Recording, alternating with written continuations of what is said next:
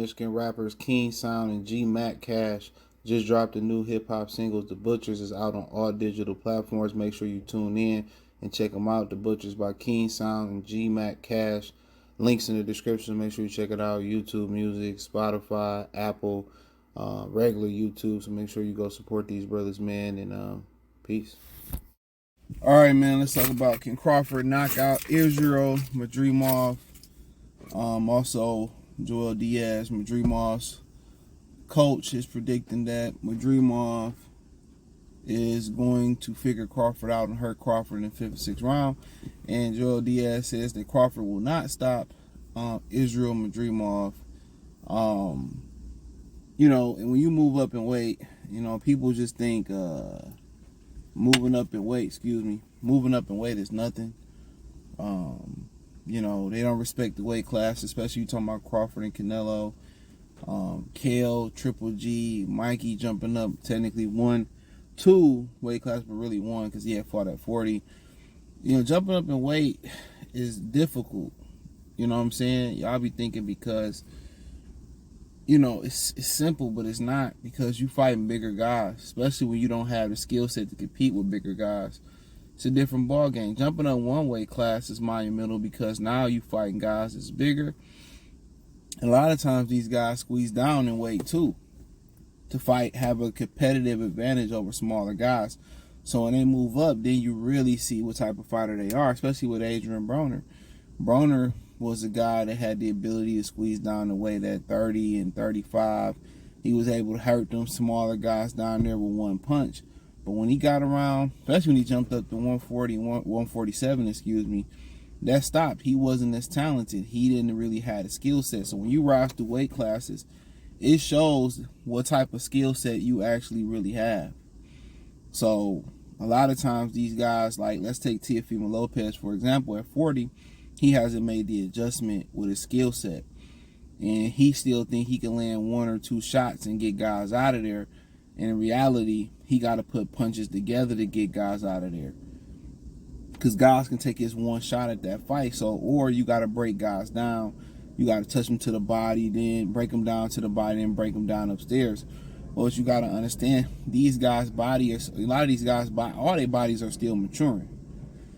Your bone density, your bones get more dense as you get older. That's why you see a lot of power lifters that compete. Their primes is like mid 30s, early 40s. So your bones. That's why a lot of these guys grow out of weight classes. They try to hold on to it, and they know if they're gonna lose moving up or lose staying down. So if they lose at a weight class they shouldn't be at no more, you know what I'm saying? They got an excuse, and then when they move up, they don't look as good. Because they was never going to look as good, because if they can move up, they would be up there fighting. They wouldn't have overstayed their welcome. But the damage about overstaying your welcome at weight classes you shouldn't be competing at, that's why a lot of these fighters' brains turn into squash. Or, turn into, mush. Because once you depriving your body and you cutting weight, guess what you start to cut into? It's dangerous once you start cutting into lean muscle mass, and it's dangerous, even more dangerous, when you start to cut into water. When you start to cut into the water, because your brain sit in water, and your weight cuts start getting so hard, and you start draining the water out your head and your body, that causes a variety of issues with the kidneys, the brains, the heart, the legs, all that shit. So now on top of that, you take a punishment. There's no way you can put that bodily fluid back in your body in less than 24 hours. You took 8 to 10 weeks cutting that, or 12 to 10, or 12, anywhere from 8 to 12 weeks cutting that water out. You ain't gonna put it back in 48 hours, 24 hours, 48 hours a week.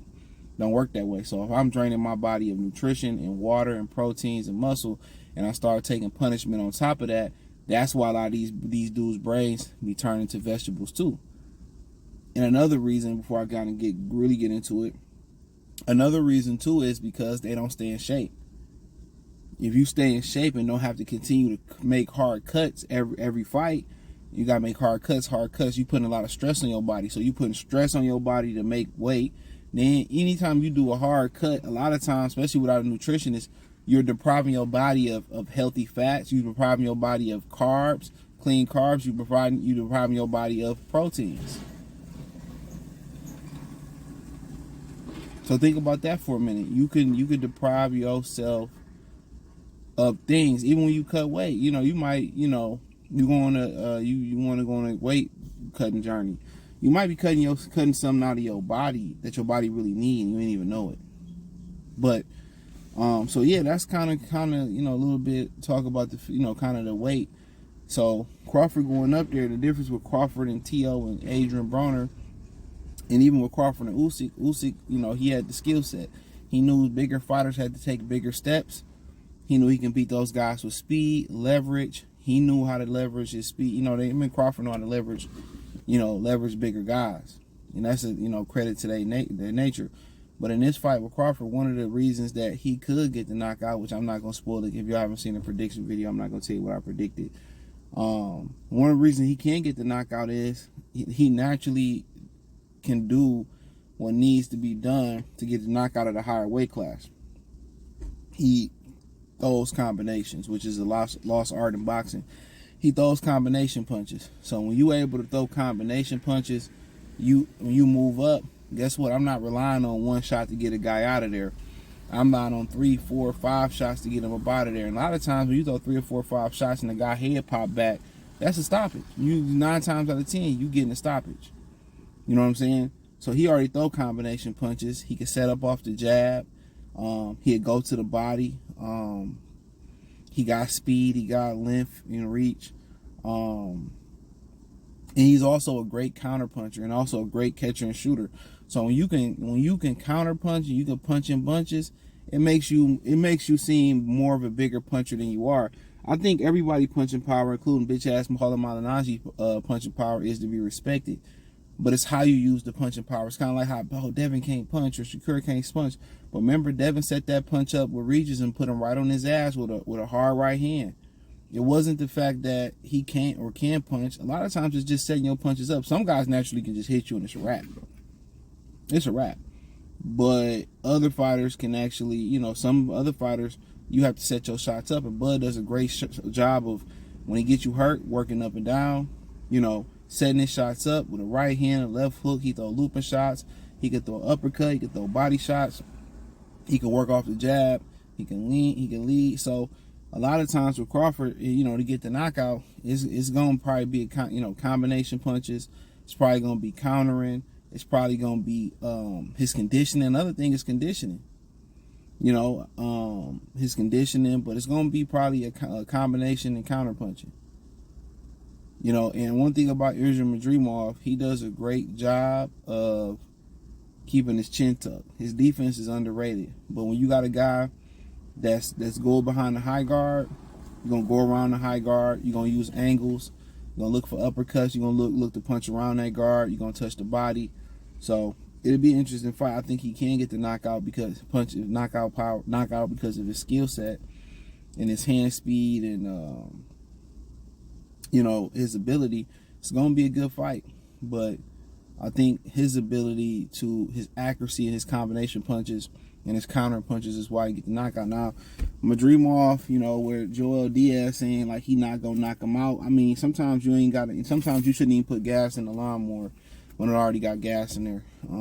He just primed Crawford up for a challenge. It's gonna be a tough fight. I believe it ain't gonna be no walk in the park. Let's take a long walk and have to run the park after. There ain't gonna be no Jill Scott, but I think he's gonna work for it. But Madrimov, he said he's smart. He got over 300 amateur fights. He's been hurting guys with 16-ounce gloves. They've been sparring, shifty lefties. This is what Joel Diaz is supposed to say.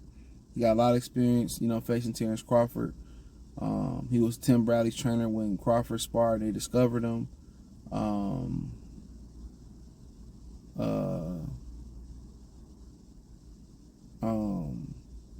But it can happen. Bigger guy moving up in the weight. Bigger guy coming in, strong guy. Seems like they're gonna put on a lot of strength to out-muscle Terence Crawford. They come with a price. I seen him get tired at the end of fights. When he fought the brother, I think it was somewhere in Texas or Houston or San Antonio, somewhere in Texas a couple fights ago. His mouth was open. It was a 10-rounder. So when you carrying all that muscle, you know, you get tired, man. But he's strong, and you know, like I said before, when Crawford get the knockout, it's gonna be combination punching. You know, and Madrimov is a live dog to get the knockout too. He coming into Madrimov's division. You know, Madrimov might have like 17 fights, but at the end of the day, 300 amateur fights, bigger, stronger dude. Showing footage of him sparring with Dimitri Bivol. We'll see, but I mean, you know, when you moving up in weight and you can counter punch, you know, you got speed. You can combination punching. That's the key. A lot of them dudes, they move up to weight classes and they'll make an adjustment. You think that one shot is gonna hurt these guys? You gotta understand. If you know these guys rehydrating higher, they naturally bigger, they've been acclimated. So you gotta show them something. You gotta show them the speed is what always that surprises guys. Your speed, you know, your IQ. When you go to 54, a lot of them dudes, they got holes in their game. They usually rough, rugged. If they got skills, they don't have a chin. If they can box, then they don't like pressure. So it all depends or whatever. But like I said before, you know, knockout is always possible going both ways when somebody coming into the division. You know, hopefully they're not overlooking Madrimov, but in my opinion, Crawford got the skill set to get it done. I believe Madrimov does some things that worry me for Crawford as far as some of the things he do, especially when he leads off of looping shots, which I expect to see that uppercut. But I think it'll be a good fight. But, you know, fighting them Europeans, he's not really your classic European. He does some things he can be, work off the jab, but he's not as stiff. You know, he kind of fluid, kind of a new age European. They kind of learning American sauce there. So it's be a good fight, but I think it's definitely possible going both ways and knockout. Will we get one?